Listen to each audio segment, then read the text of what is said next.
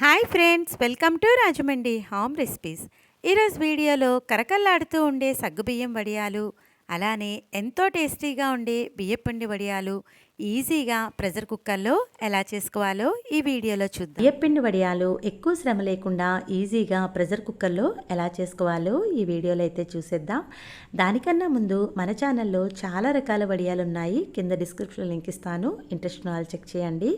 ముందుగా ఈ కప్ తోటి పావు కప్పు దాకా సగ్గుబియ్యం తీసుకుంటే అదే కప్పు నిండా ఒక కప్పు దాకా రైస్ ఫ్లోర్ తీసుకుంటే ఎగ్జాక్ట్గా సరిపోతుంది. ఒక బౌల్ తీసుకొని ఈ పావు కప్పు సగ్గుబియ్యంలో కొద్దిగా వాటర్ యాడ్ చేసుకుని ఒక హాఫ్ అన్ అవర్ పాటు అయితే నానబెట్టుకోండి. ఇలా సగ్గుబియ్యం నానితే తొందరగా ఉడుకుతుంది. హాఫ్ అన్ అవర్ తర్వాత చూసారు కదా, సగ్గుబియ్యం బాగా నానింది కదా. ఇప్పుడు కుక్కర్ తీసుకుని కుక్కర్లో ఈ నానిన సగ్గుబియ్యాన్ని వాటర్తో పాటే యాడ్ చేసుకోండి. బియ్యపిండి వడియాలకి మనం ఏ కప్తో అయితే రైస్ ఫ్లోర్ తీసుకుంటామో అదే కప్ తోటి 10 కప్పుల దాకా వాటర్ అనేది యాడ్ చేసుకోవాలి. ఏ వడియాల కన్నా వాటర్ కొలత ఉడికించే విధానం తెలిస్తే ఎవరైనా కూడా వడియాలు అనేది పర్ఫెక్ట్గా అయితే పెట్టుకోవచ్చు. ఈ విధంగా 10 కప్పులు వాటర్ యాడ్ చేసుకున్నాను కదా. ఫస్ట్ టైం పెట్టేవాళ్ళు వడియాలు పెట్టడం కష్టంగా ఉందన్న వాళ్ళకి వీడియో ఎండ్లో చిన్న టిప్ చెప్తానండి, మిస్ అవ్వకుండా చూడండి. కుక్కర్ మూత పెట్టేసుకొని మీడియం ఫ్లేమ్ మీద ఒక 2 విజిల్స్ అయితే రానివ్వండి. ఆల్రెడీ సగ్గుబియ్యం నానుకుపోయింది కాబట్టి 2 విజిల్స్ సరిపోతుంది. ఈలోగా మిక్సీ జార్లో పచ్చిమిర్చి, కొద్దిగా జీలకర్ర వేసుకొని మూత పెట్టేసుకొని కచ్చాబచ్చాగా పేస్ట్ అయితే రెడీ చేసుకోవాలి. చూసారు కదా, పేస్ట్ రెడీ అయిపోయింది కదా. ఒక బౌల్ తీసుకొని మనం ఏ కప్తో అయితే రైస్ ఫ్లోర్ తీసుకుంటున్నామో అదే కప్పుతోటి 2 కప్పుల దాకా వాటర్ యాడ్ చేసి ఉండలు లేకుండా పిండిని బాగా కలుపుకోవాలి. టోటల్గా ఈ రెసిపీకి 12 కప్పులు వాటర్ పడుతుందండి. ఆల్రెడీ ఇందాక 10 కప్పులు వేసుకున్నాం కదా. ఇప్పుడు బియ్యం పిండి మిక్స్ చేసుకోవడానికి 2 కప్పులు వాటర్ అయితే యాడ్ చేసుకుంటున్నాను. ఈ విధంగా ఉండాలండి, ఉండలు లేకుండా పిండి అనేది. కుక్కర్ మూత తీసి చూద్దాము ప్రెషర్ పోయిందో లేదో. చక్కగా ప్రెషర్ కూడా పోయింది.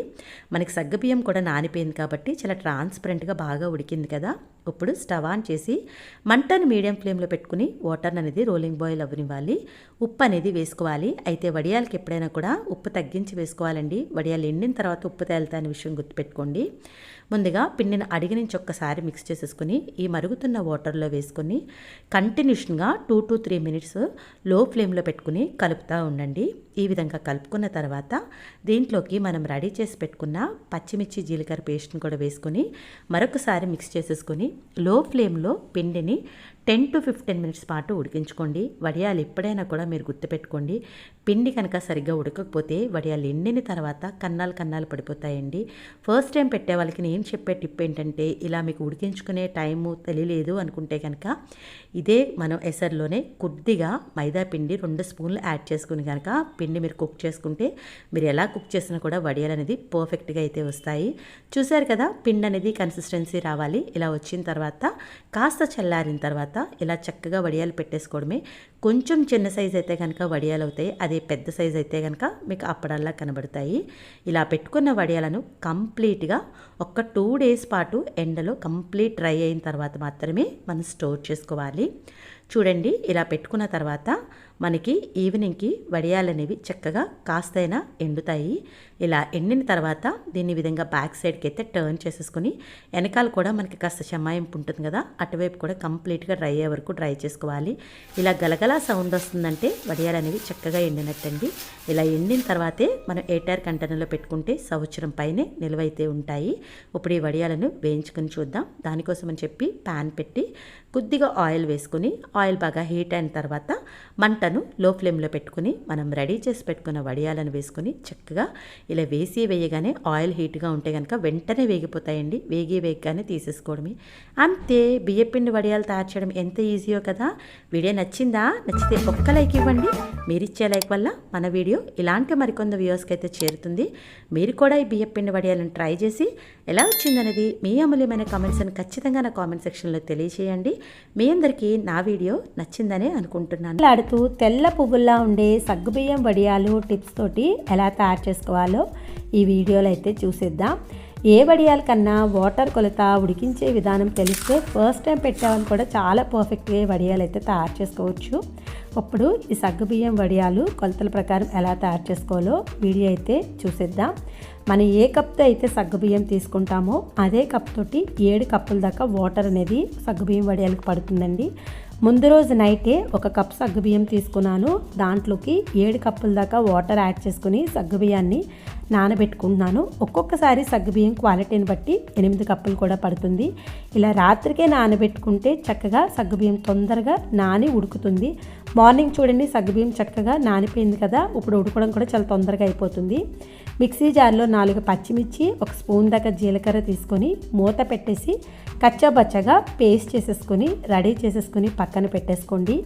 ఇలా నానిన సగ్గుబియ్యాన్ని స్టవ్ మీద అయితే పెట్టుకోవాలి. మీకు నైట్ నానబెట్టుకునే టైం లేకపోతే మినిమం 3 to 4 hours అయినా నానబెట్టుకోండి. ఇలా నానిన సగ్గుబియ్యం స్టవ్ మీద పెట్టిన తర్వాత 2 to 3 minutes కలుపుకోండి. ఈ వైట్ కలర్లో ఉండే సగ్గుబియ్యం కాస్త ట్రాన్స్పరెంట్గా అయ్యేంత వరకు కూడా మంటను మీడియం ఫ్లేమ్లో పెట్టుకొని కుక్ చేసుకోవాలి. ఒక 10 నిమిషాల తర్వాత చెక్ చేద్దాము.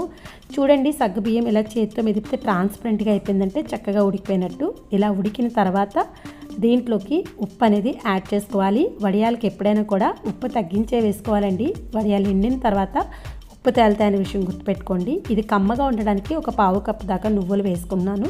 మీకు వద్దు అనుకుంటే స్కిప్ చేసేసుకోండి. తర్వాత ముందుగానే మనం రెడీ చేసి పెట్టుకున్న గ్రీన్ చిల్లీ జీలకర్ర పేస్ట్ని కూడా యాడ్ చేసుకుని మొత్తం అంతా కూడా బాగా మిక్స్ చేసేసి మరొక 5 నిమిషాల పాటు ఉడికించుకోండి. ఏ వడియాల కన్నా మనం పిండి అనేది మినిమం 10 నిమిషాలు ఉడికిస్తేనే వడియాలు ఎండిన తర్వాత కన్నాలు పడకుండా వస్తాయి. సగ్గుబియ్యం నానిపోయింది కాబట్టి నేను 15 minutes పాటు అయితే ఉడికించుకున్నానండి. ఈ విధంగా చక్కగా మంచి కన్సిస్టెన్సీ వచ్చింది కదా. ఇప్పుడు స్టవ్ ఆఫ్ చేసేసి కాస్త చల్లారిన తర్వాత స్పూన్ తోటి ఈ వడియాలు చక్కగా రౌండ్గా పెట్టేసుకోవాలి. ఎప్పుడైనా కూడా మీరు వడియాలు పెట్టేటప్పుడు గుర్తుపెట్టుకోండి, ఉదయం 7 మీరు పెట్టేసుకున్నారంటే వడియాలు ఈవినింగ్కే చక్కగా డ్రై అవుతాయి. 2 రోజులు ఎండిపోగానే చక్కగా మనం స్టోర్ చేసేసుకోవచ్చు. ఈ విధంగా మొత్తం వడియాలన్నీ పెట్టేసుకున్న తర్వాత నేను ఉదయం 7 పెట్టానండి. ఈవినింగ్ అయ్యేటప్పటికి ఇలా డ్రై అయిపోయినాయి. ఇలా నెమ్మదిగా బ్యాక్ సైడ్ కూడా టర్న్ చేసేసుకొని వెనకాల వైపు కూడా పూర్తిగా ఎండేంత వరకు మనం వడియాలను అయితే ఎండబెట్టుకోవాలి. ఇలా 2 to 3 days ఎండబెట్టుకుంటే వడియాలు అనేవి చక్కగా ఎండుతాయి. చూసారు కదా ఇలా గలగల సౌండ్ వస్తున్నాయంటే బాగా ఎండినట్టు. ఇలా ఎండిన తర్వాత మాత్రమే మనం ఎయిర్ కంటైనర్లో పెట్టుకుని స్టోర్ చేసుకుంటే సంవత్సరం పైనే నిల్వ ఉంటాయి. ఇలా చక్కగా సగ్గుబియ్యం వడియాలు ఎండిపోయినాయి కదా. ఇప్పుడు ఈ ఎండిన వడియాలను మనం వేయించి కూడా చూద్దాము ఎలా వచ్చిందనేది. ప్యాన్ పెట్టి కొద్దిగా ఆయిల్ వేసుకొని ఆయిల్ హీట్ అయిన తర్వాత మనం ఎండబెట్టుకున్న వడియాలు వేసుకొని చక్కగా మంటను మీడియం ఫ్లేమ్లో పెట్టుకుని ఫ్రై చేసుకుంటే చక్కగా వేగిపోతాయి. చూసారు కదా సగ్గుబియ్యం వడియాలు తయారు చేయడం ఎంత ఈజీయో. వీడియో నచ్చిందా? నచ్చితే ఒక్క లైక్ ఇవ్వండి. మీరిచ్చే లైక్ వల్ల మన వీడియో మరికొంతమందికి అయితే చేరుతుంది. మీరు కూడా ఈ సగ్గుబియ్యం వడియాలను ట్రై చేసి ఎలా వచ్చిందనేది మీ అమూల్యమైన కామెంట్స్ని ఖచ్చితంగా నా కామెంట్ సెక్షన్లో షేర్ చేయండి. మీ అందరికీ నా వీడియో నచ్చిందనే అనుకుంటున్నాను. Thanks for watching my video. Please like, comment, share, subscribe my channel.